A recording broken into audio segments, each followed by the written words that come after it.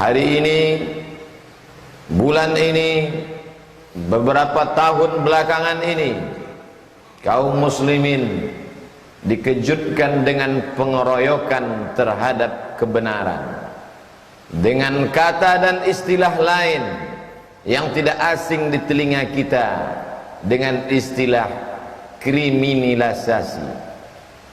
Orang dikriminalkan, yang baik dikatakan sebagai perampok, pengkhianat dikatakan sebagai orang yang benar dan jujur.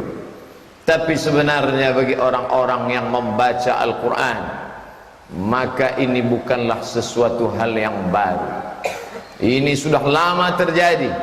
1450 tahun sebelum Masehi, ada seorang nabi bernama Musa alaihissalam.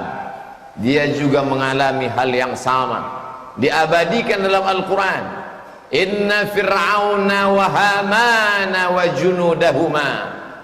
Fir'aun, Haman, junudahuma, tentara-tentaranya, kanu khati'in, 3 kelompok mengeroyok Musa alaihissalam. Bagi orang beriman, ini bukanlah cerita baru. Hari berganti, musim berubah, dunia tetap itu juga. Isinya tak lain adalah Fir'aun, penguasa yang zalim. Haman, orang cerdas, tapi kecerdasannya untuk menjilat Fir'aun.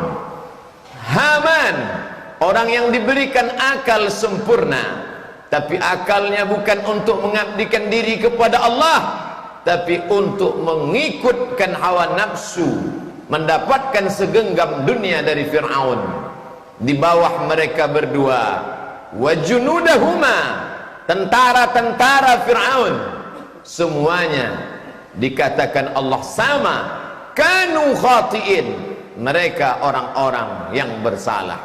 Fir'aun mati, Haman mati, bala tentaranya juga mati menjadi santapan cacing tanah. Semuanya mati. Musa meninggalkan dunia. Nama mereka dikenang abadi. Yang satu dikenal karena jahatnya, karena zalimnya, karena aniayanya. Tapi yang satu dikenal karena baiknya, karena salehnya. Hari berganti, musim berubah, zaman berputar, isi dunia tetap itu-itu juga. Tak lama sesudah itu, 1450 tahun lamanya lebih kurang, datang zaman Isa alaihissalam. Hari itu dia juga dikeroyok, dia juga dibantai oleh 3 kelompok. Yang pertama Yahudi, yang kedua Romawi, yang ketiga mereka yang menjadi pengikut Yahudi dan Romawi. Yahudi tidak senang karena kedatangan Isa alaihissalam membuka borok kejahatan Yahudi. Romawi tidak suka karena kekuasaan akan hilang. Perlahan-lahan pengikut Isa mulai bertambah banyak. Gelombangnya keras. Ini akan meluluh lantakkan, menghancurkan kekuasaan Romawi dan Yahudi. Adapun orang-orang awam yang jahil, yang bodoh, hanya mengikut Yahudi dan Romawi. Apa yang terjadi? Murid, pengikut setia, mereka berjanji di hadapan Allah ketika Isa berkata, wa idh qala Isa bin Maryam lil hawariyin. Ingatlah ketika Isa berkata kepada hawariyin, murid-muridnya, man ansari ilallah, siapa yang akan menolong aku menegakkan agama Allah? Qala al hawariyun, murid-murid Isa berkata, nahnu ansarullah, kami yang akan menolong agama Allah. Ternyata di tengah bulu kambing yang hitam ada satu pengkhianat. Dia bernama Yudas Iskariot. Hanya disogok beberapa keping uang emas, imannya luntur. Dia tunjukkan persembunyian Isa. Saat itu juga bala tentara Romawi, pendeta Yahudi, bersekongkol mengeroyok, menangkap Isa alaihissalam. Di sana mukjizat terjadi. Mukjizat selalu terjadi di akhir cerita.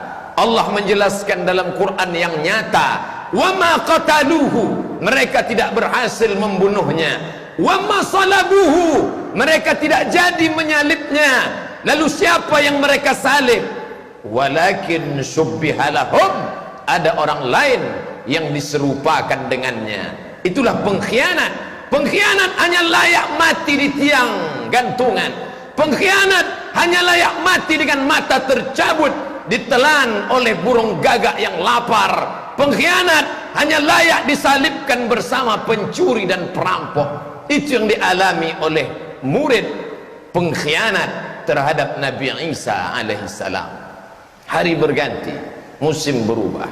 571 tahun sesudah itu, Nun di Jazirah Arab, lahir seorang nabi terakhir, Khatamul Anbiya wal Mursalin, Sayyidina wa Maulana Muhammad sallallahu alaihi wasallam.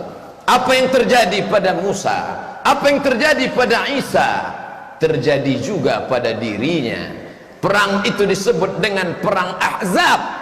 Partai-partai, hizib, partai, ahzab, partai-partai. Ada partai Yahudi, Bani Qainuqa, Bani Nadir, Bani Quraizah, Yahudi, ada Nasrani, ada Majusi, ada musyrik. Semuanya mereka berkumpul. Hari ini jamaah umrah mengunjungi Masjid 7, karena itu adalah 7 pos penggalian parit. Parit bahasa Arab Khandaq, disebut dengan perang Khandaq karena Sayyidina Salman Al-Farisi bertanya kepada Nabi, ya Rasulullah, apakah turun wahyu bagaimana strategi menghadapi partai-partai ini? Nabi mengatakan tidak ada. Izinkan aku mengeluarkan pendapat. Kami di Persia menghadapi musuh dengan menggali parit yang lebar. Baiklah Salman. Nabi memerintahkan sahabat, tapi Nabi juga ikut mengangkat. Di sanalah Syekh Safiur Rahman Al-Mubarak Furi menceritakan bagaimana mata sahabat Nabi melihat perut baginda yang basah karena keringat bercampur dengan tanah liat karena mereka menggali parit bersama Sayyidul Anbiya wal Mursalin Muhammad sallallahu alaihi wasallam. Hari berganti, musim berubah. Mereka mengeroyok kebenaran. Iyamsaskum qarhun faqad massal qauma qarhum mithluh. Kalau itu terjadi padamu ya Muhammad, maka ingatlah itu juga pernah terjadi pada Isa, itu juga pernah terjadi pada Musa. Jangan kau takut, jangan kau sedih, karena dunia silih berganti, zaman berubah. 1438 Hijriah. Berakhirkah kisah pengeroyokan terhadap kebenaran? Nabi sudah berakhir, tapi ada pelanjut para nabi. Al-ulama warasatul anbiya, ulama yang mengamalkan ilmunya, ulama yang menyuarakan kebenaran. Ulama dikeroyok, ulama dihabisi, difitnah dengan istilah komando jihad.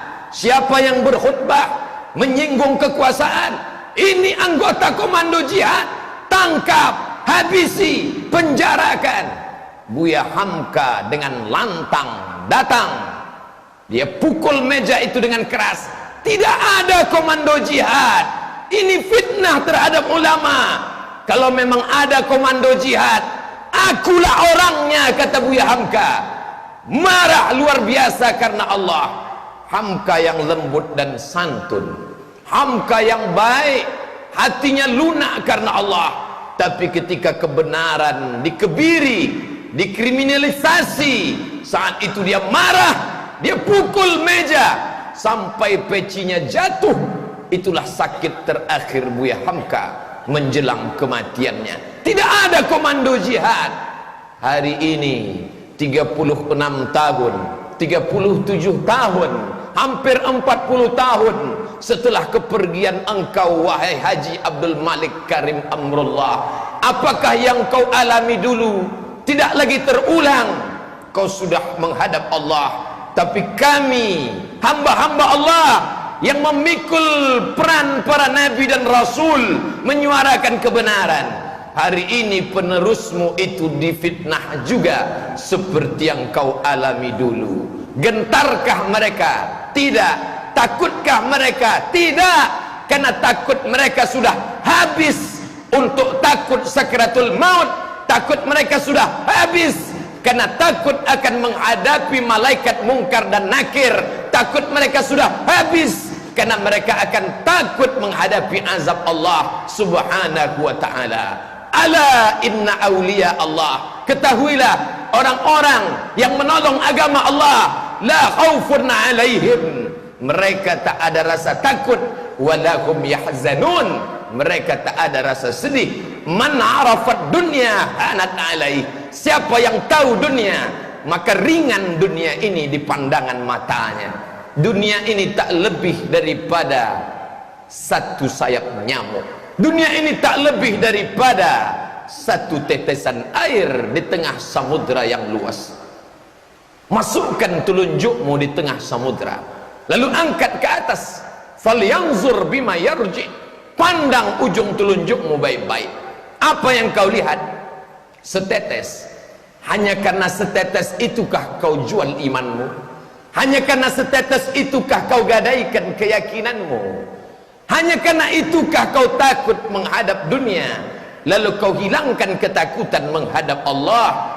Mereka yang memperjuangkan agama Allah tak pernah takut sedikit pun. Ala inna awliya Allah, ala inna awliya Allah, ketahuilah mereka yang menolong agama Allah, Allah yang sudah mencabutkan rasa takut itu karena perjuangan mereka. Lahir menjadi orang Melayu bukan pilihan, itu pilihan Allah. Lahir menjadi Cina bukan pilihan, itu pilihan Allah. Tapi memilih antara hak dan batil, Allah berikan telinga, Allah kasih mata, Allah pinjamkan kuasa, Allah kasih tenaga. Pakailah untuk memilah dan memilih.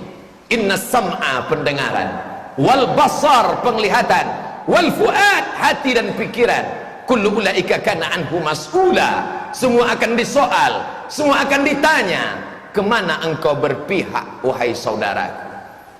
Dulu orang bingung memilih mana hak mana batil, tapi hari ini begitu nyata dan jelas. Dulu orang akan berkata ini peristiwa terjadi non jauh di sana, kami tidak mendapat informasi. Hari ini terbetik berita di Pulau Jawa sampai ke mata dan telinga, semua akan ditanya. Inna sam'a, pendengaranmu, wal basar, penglihatanmu, wal fuad, hati dan otakmu, kullu ulaika kana anhu mas'ula, kau akan disoal, kau akan ditanya di hadapan Allah. Kemana kau berpihak, kemana kau memilih? Wa nafsi wa ma sawwaha, demi jiwa dan penciptaannya, fa alhamaha fujuraha wa taqwaha, ada jalan fujur, ada jalan takwa. Qad aflaha man zakkaha, beruntunglah orang yang mensucikan diri, memilih jalan yang hak. Tapi pemilihan yang benar perlu pengorbanan yang panjang. Saat ini orang berkelahi dengan ayah kandungnya. Apakah itu tak pernah dialami oleh Abu Bakar Siddiq? 8 tahun lamanya berpisah dengan Abu Quhafah, ayah yang tua renta, buta, tak dapat melihat. 8 tahun tak memandang wajah ayah, sampai pada akhirnya Amul Fath tahun ke-8, pembebasan kota Makkah.